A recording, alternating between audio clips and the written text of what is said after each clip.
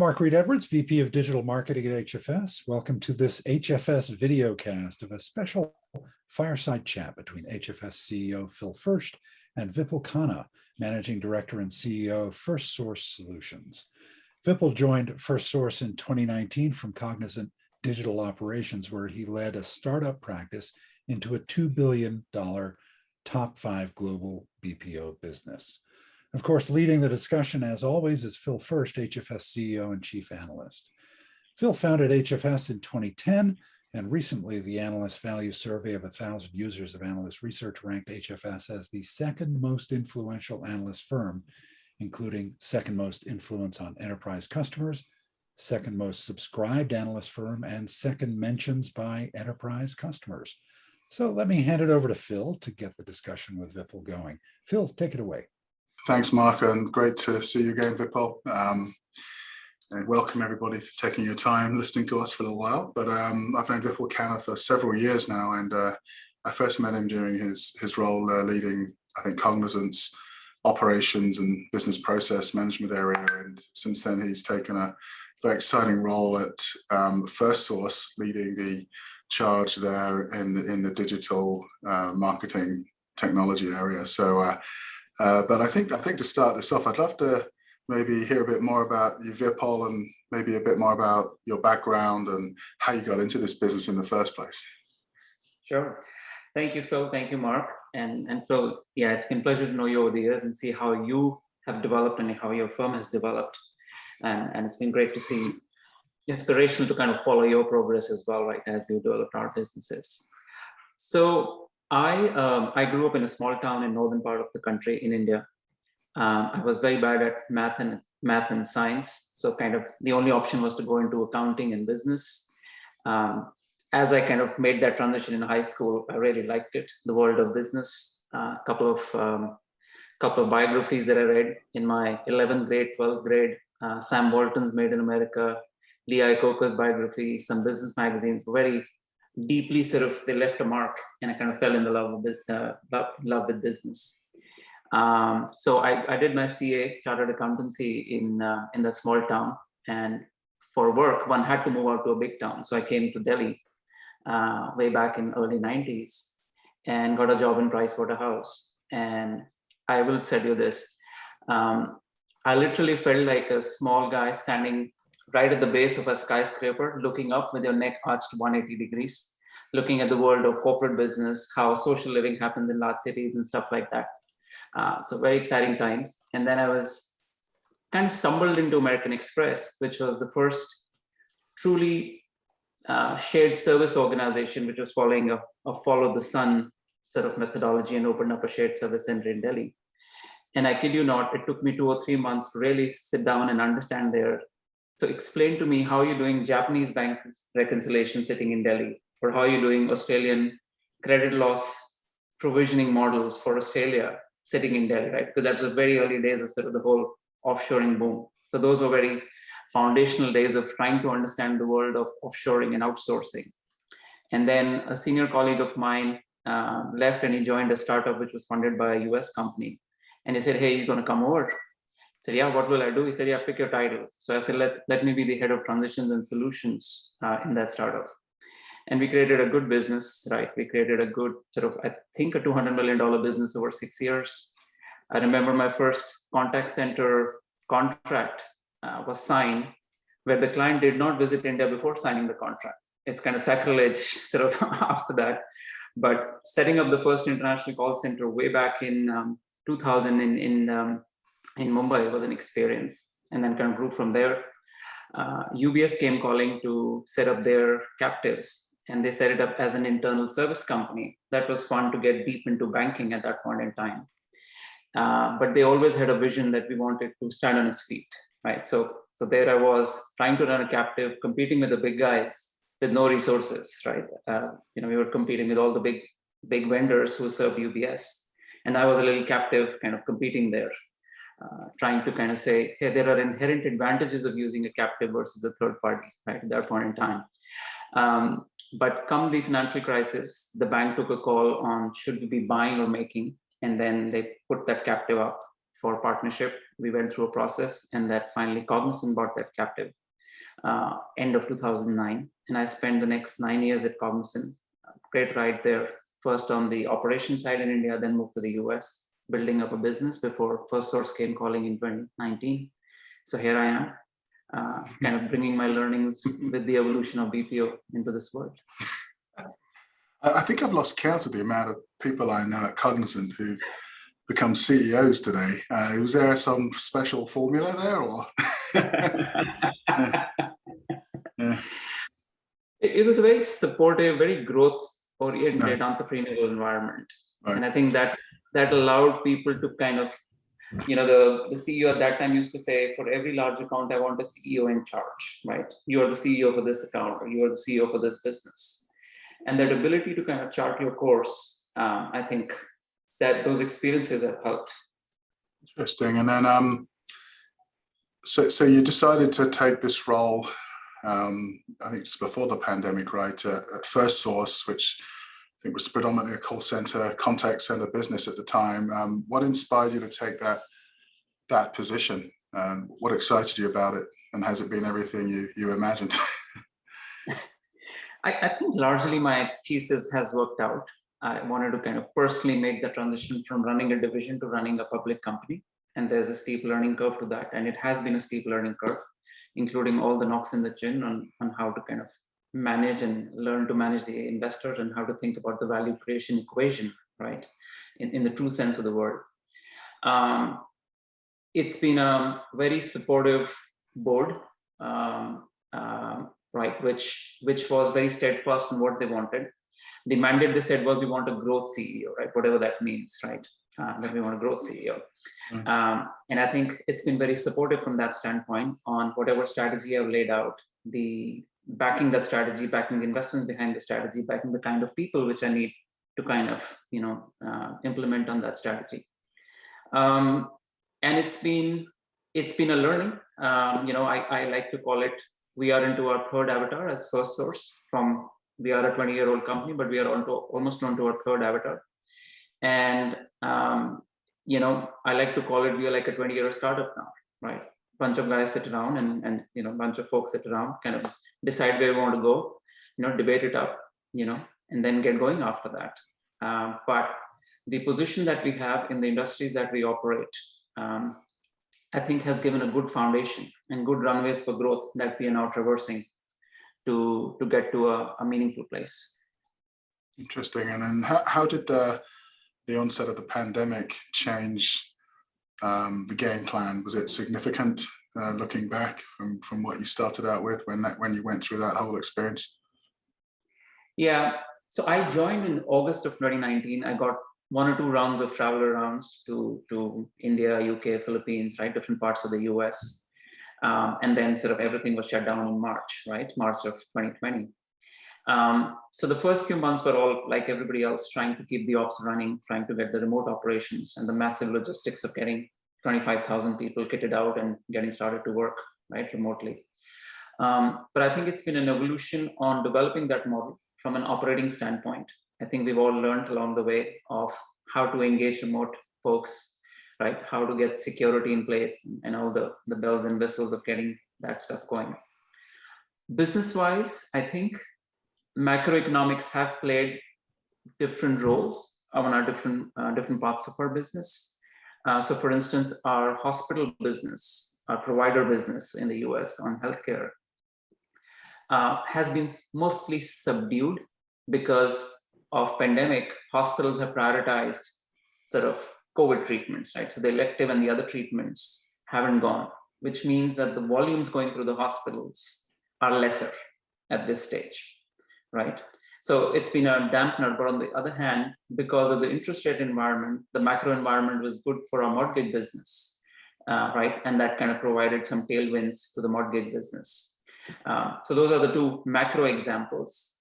Obviously, like everybody else in our industry, we've seen our clients, led by consumers adopting digital, clients have accelerated their digital timetables, right? And it's manifesting in different ways. I think that's been a good tailwind. And it has also accelerated our own transition, right? What I call as digital first digital now, it has accelerated our own transition, both internally and externally.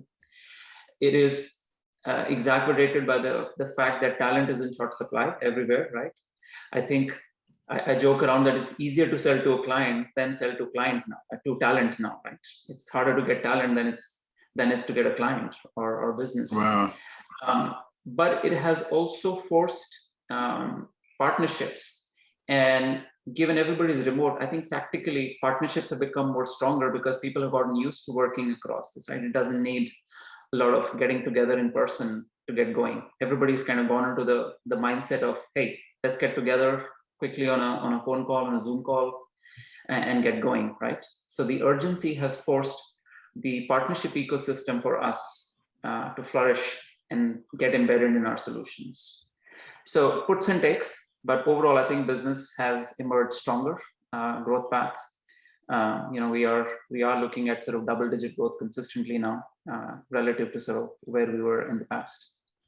So how has the nature of the Firstsource business evolved in the last couple of years in terms of the service lines that you're looking at, the industries that you're servicing?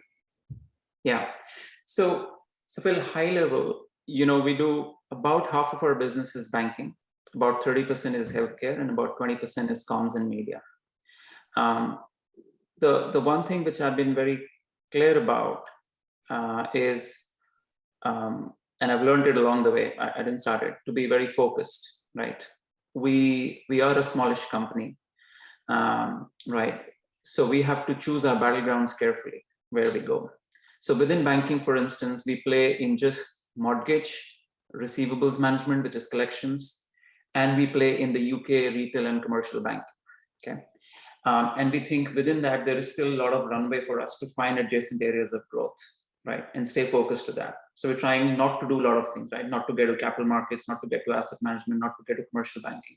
Stick to where we think we are the leaders, or we can get to the leadership position, right?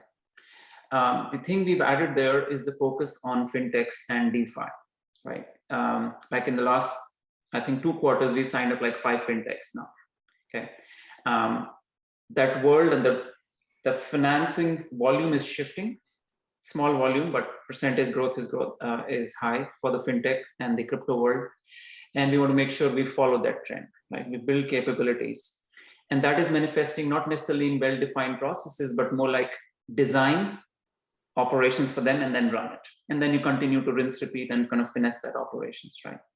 So that's on the one example of staying focused and finding adjacent areas of growth.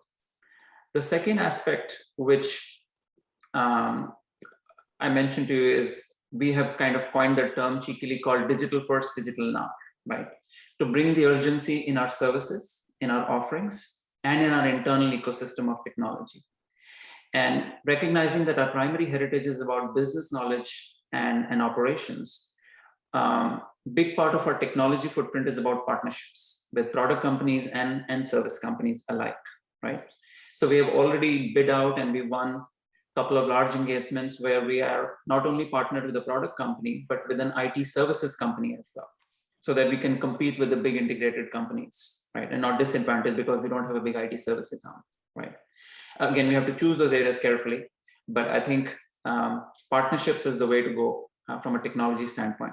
We are also building our own technology, but that's mostly around configuration and putting technology to work to extract the juice out of technology for the sake of our clients' business and stuff. So that's digital. And then the third, if I may, is a little bit more esoteric and abstract, is to kind of have that thing about being a purposeful company, right? And to me, purposeful is all about, I have to first change myself before I expect even my kids to change, right? They won't listen to me if I ask them to change. So purpose is all about inside out, to say, can we be relevant and purposeful for our employees? Can we give them the right avenue, pay them a decent wage, pay them a competitive wage and benefits? And can we help them find their potential and relate them to the story of what they do? Can they find purpose in what they're doing day to day and see their contribution to that? And it manifests itself in a variety of ways in terms of training, development, et cetera, all the good stuff which goes with it. But if we can attract the right people, empower them, they'll get the other right people, we'll have the right reputation in the communities. And we know that clients like it, right? Clients want to work with sort of purposeful companies. Big part of ESG is about people and stuff, right? So most of our clients now see like, what is your ESG strategy? And people becomes a big part of it, right? So those are the three things I would say: focus, digital, and being a purposeful company. Right. And as you look at, moving into a more transformational remit for the business, it's interesting to hear that you're working more with fintechs. I imagine that's a very different experience from working with Global 2000s, where maybe you'll move down the stack a little bit at the operational level. Do you feel with the fintechs you're more involved in the strategy setting and the transformational pieces as well? For sure. I mean, I think depends on what stage we catch them. Like a couple of them are very early stage, right? Like Series A. And there it's more about you focus on the product, the compliance, and the marketing, and we'll bring all the capabilities around operations, including design, including the operational technology stack together for you, testing it out, right? The user experience, and devising the operational policies for you, and then running it, right? That's a very different level of sort of drawing board sort of experience, challenging, but it also allows us to bring the best of the partner ecosystem into play, right?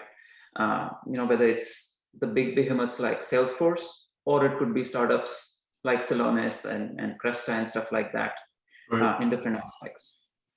Okay, so do you feel that the talent that you're hiring and training, the need is changing from what you maybe were working with 2 or 3 years ago as you're trying to sort of move into this transformational space with your clients? 100%. Whether it's hiring or retooling what we already have, right? Because it won't be just all hiring, right? It's new as well as retraining the existing ones.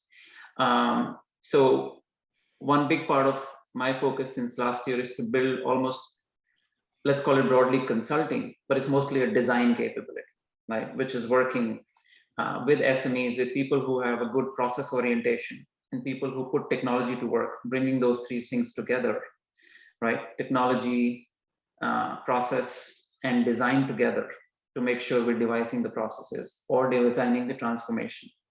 So it's people with more consulting, people with more design orientation who are joining. The second aspect is, as like all of our peers, it's about making sure our managerial cadre, right? The team leaders, the managers, the front line, they are very aware of the tools available to them for manage operations now, right? It's not just about managing people, but it's more about where can I deploy technology, the most efficient use of technology, and how do I create the culture of continuous questioning the process and putting things up for automation where I can. So training that sort of population of 2,000 people, that's a big focus for us on these new tools available in our quiver now. Interesting. And convincing clients that a company like Firstsource can really help in the technology enablement space as well as process, is that still a huge challenge for you, or do you think clients becoming more open-minded and more willing to work with mid-tiers and things like that? I wouldn't say it's definitely not a walk in the park, right? We're not necessarily invited to all big transformation programs, no. Right? Obviously, the big guys with sort of some of the older relationships and credibility will get there. So part of it is sort of changing the perception to be recognized for that, getting into the accounts, right? Getting into the sort of drawing board of saying, and then kind of slowly working our way up. But a couple of examples where it's been outright sort of fight in the market from an RFP standpoint, we've been successful. And I think the difference there has been how much attention we put into the business knowledge part of it, to say there are three components which have to come together. There is the technology, there is the people, and it's the training on the people on how to use that technology. Because ultimately it's the trioca of those three which will produce magic at the end of the tube, right? On their own, they're not going to organically come together, right? So how our people are taking that technology and case by case, function by function, process by process, showing you that the output could go from A to B because I'm putting this lever in play. And the details of it, I think that's where we kind of scored, right? To show, here's how I'm showing across the 10 levers that I had to put in place. here's the outcome that I can deliver at a process level, not necessarily at a macro level, right? And I think that credibility of showing familiarity with the business is what has allowed to. And in the back end, then we can source the technology partnerships where required to actually help us implement to that level of transformation. Personally, I was a little bit of a late adopter to RPA, personally, right? I didn't believe in it in the 13s, 14s, and the 2015s or 2016, and I was like, oh, then we'll figure it out.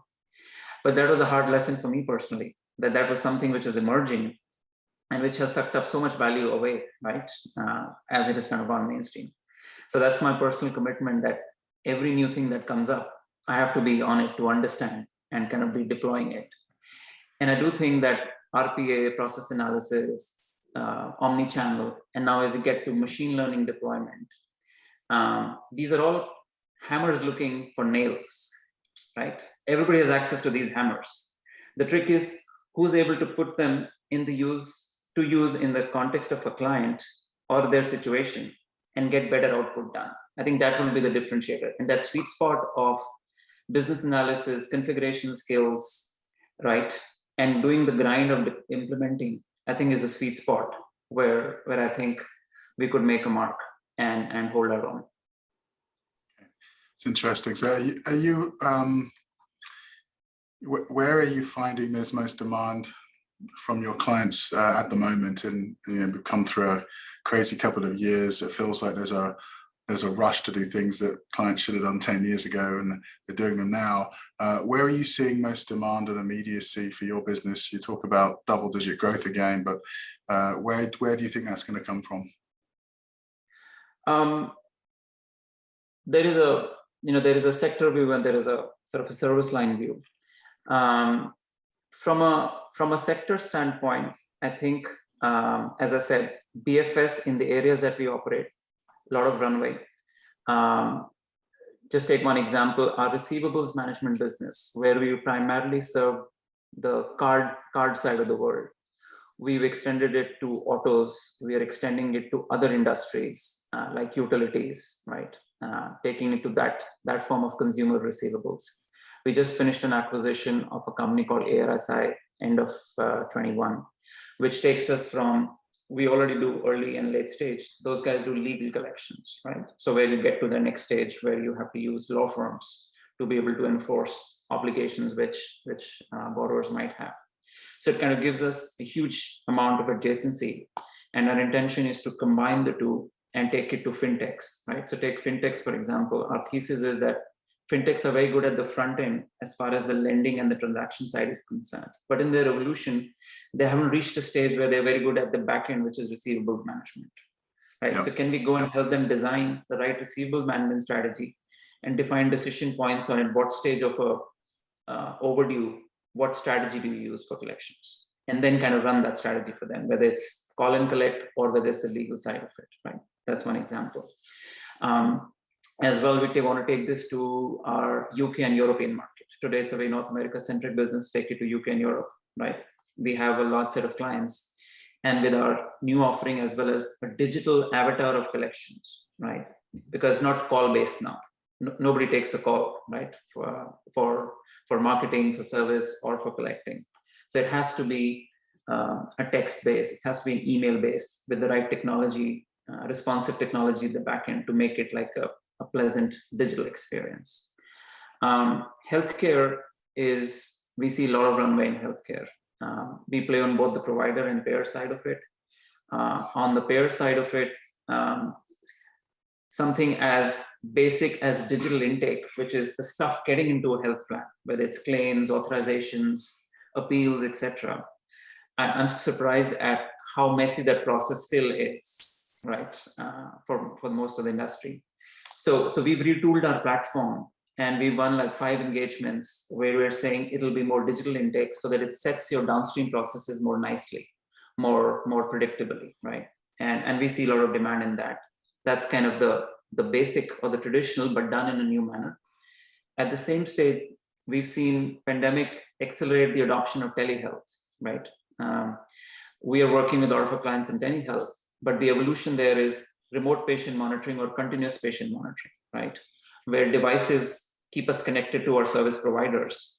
And they are doing the hard work of data gathering and trend isolation and giving it to the human to say, yep, Vipul needs intervention now. His heart rate is running too high because Phil is asking him difficult questions, right? So what's going on with Vipul at this stage?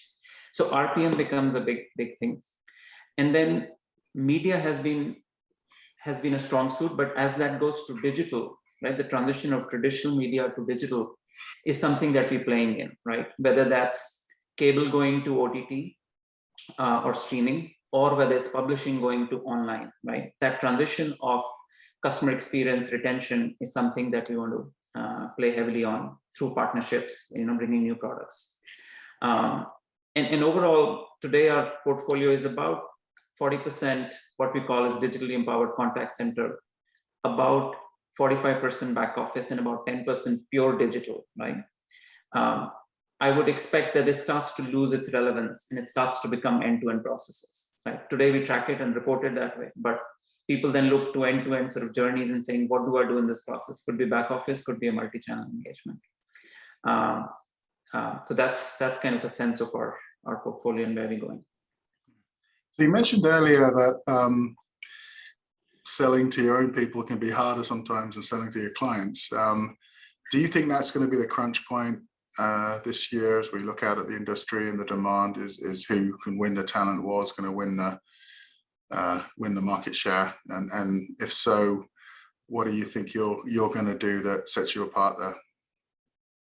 Yeah, no, getting good talent is incredibly hard. I think at the frontline level, it's about making sure you pay a competitive wage. That's kind of brass tacks, right? You've got to get all those things done. But I think it's the training. And I think we as humans, our minds have fundamentally changed. We can't sit through long sessions. We can't sit through trainings, go through like endless PowerPoint. So we are completely revamping our training, right? We're making it bite-sized. We're using a lot of videos. We're gamifying it. We're making it a lot of peer learning, right? So more conversational and discussional based, right?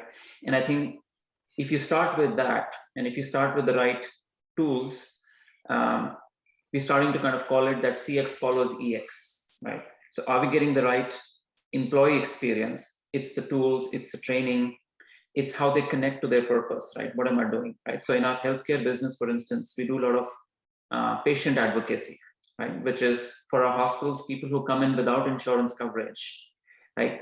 How do we help hospitals recover revenue in those cases where people do not have insurance coverage? So what we're really doing is we're finding avenues for those patients to find coverage. And I think the purpose for the employees is that once you find someone to enroll them into a state Medicaid program, then you've taken them from no coverage to getting them to coverage, which is for life, right? You're bringing them onto a medical network. So if a patient advocate, our employee, kind of gets that vision and relates to that, then they are into it because they're doing something really meaningful to help someone, right? So it's kind of that sort of work at the frontline level. At the leadership level, I think good talent attracts good talent, right? And I find that if I'm able to attract one good leader, they have their own set of followers which kind of follow. I think where I found particular success in attracting top talent is a lot of talent is kind of done with sort of the large company experience, right? And attracting them to a smaller, more nimbler, agile organization has been the draw. To say, hey, we are at this stage of a revolution. We want to be big. There's an opportunity to be part of that journey, and there's an opportunity for personal financial wealth creation as well. That's kind of the draw of getting talent on from large companies to come into more smaller, nimbler organizations. So you're spending more time externally focused rather than internally focused, right? And as you do more, as you win more marquee engagements, more transformational engagements, that in itself makes it more credible that, hey, we'll be doing high quality work, right? Transformational work, and size notwithstanding, it gives us more leeway to play around. Excellent, well done. I think you answered that very well. Good. So looking at your career, who would you say have been your biggest influences along the way and even today? Oh, I somehow I haven't nurtured it, but I'm generally very curious, right? In fact, I have to temper down my curiosity at times, right? Otherwise, I get all distributed and dispersed into different areas, right? So I have to be more focused on where I keep my focus on. So a big part of curiosity is that ability to, or that desire to learn from a variety of people and situations, right? So it's hard for me to answer that because such a melange of things and a melange of incidents of people who influence you. And it's not about people who influence you on what they do, but people you learn from on what not to do as well, right? A huge part of my learning has always come from what has made me feel less energetic and embracing that and make sure I don't do that. But no, as I mentioned, some early business influencers, reading some autobiographies, right? A couple of my leaders in UBS, very influential on how they thought about selling, right? I learned selling from a leader in UBS, and that was internal selling. Frank and Gordon and Cognizant have been great influencers on how to build businesses. And generally, a lot of my friends, mentors, I've been blessed to have 2 or 3 mentors along my journey. Right. My wife is a big source of sort of anchoring down, right? To say like, okay, let's sit down and talk about it, right? What are you excited about? And is it sustainable, for instance? There you go. Well, I hope she's listening. All right, so to put you on the spot, I have a final question, which is, so we're going to send you to a nice sunny desert island to see out the rest of this pandemic, and you're going to have 1 book to read, 1 movie to watch, and 1 piece of music, 1 song to listen to. What would you go for? Oh wow.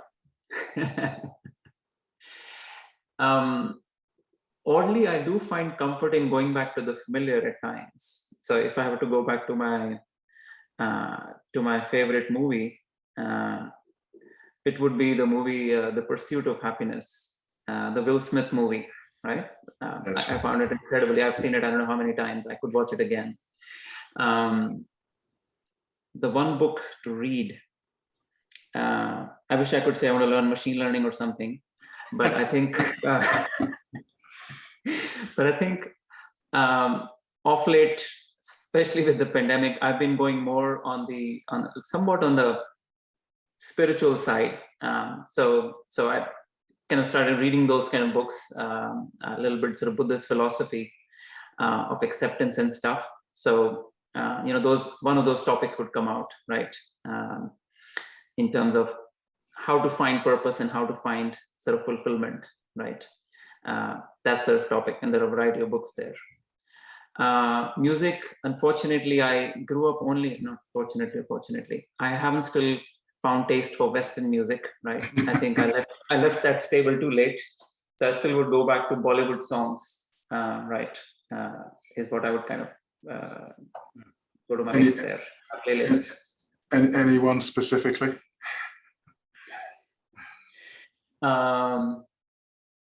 No, I can't think of one. I have a playlist of like 800 songs of them, so I can pick one or that one.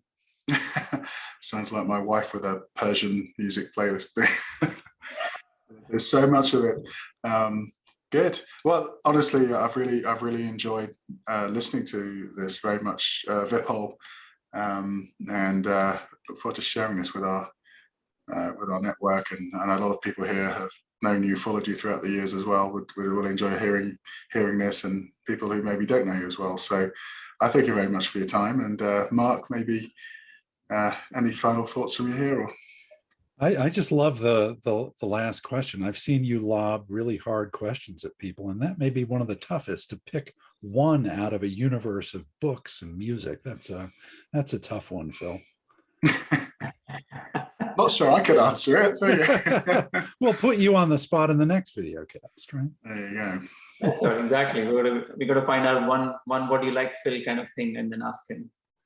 Yeah. Well, my problem is I listen to music when I exercise, so it tends to have to be a little more high up. lively. So, yeah. Well, thanks, Phil and Vipul. This was a wonderful discussion, really enlightening. And we hope you all enjoyed it out there watching in TV land. To learn more about HFS, head over to hfsresearch.com, where you can view most of our research for free. Plus, we have a growing library of videos just like this one that you can take with you wherever you go. Once again, thanks for tuning in, and we'll see you on the next HFS Videocast. Thank you so much.